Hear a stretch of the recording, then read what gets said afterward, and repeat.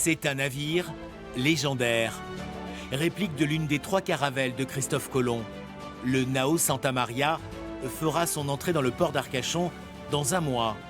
Ce sera la vedette du salon nautique.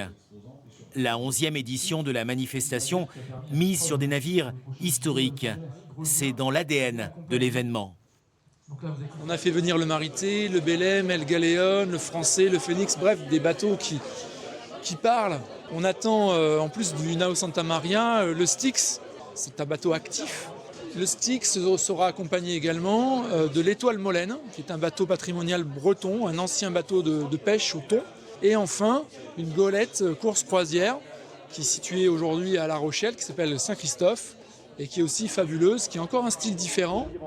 L'armada arcachonnaise se visitera sur inscription. Outre son aspect patrimonial, le salon est aussi lieu de commerce. Le contexte est morose.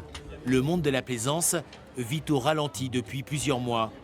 Mais garde pour cap l'optimisme. Le contexte est compliqué, on le sait. Il faut faire attention à tout. Plus maintenant avec l'augmentation du prix des carburants, là aussi, ça vient encore rajouter une problématique supplémentaire. Mais oui, bien sûr qu'on reste optimiste. Des bateaux, il y en a sur le bassin, des gens qui renouvellent. Donc voilà, et ce qu'il faut, c'est susciter l'envie. Sur le bassin d'Arcachon, la filière nautique pèse plus de 80 millions d'euros et fait travailler environ 1000 personnes. Le salon d'avril est leur fête.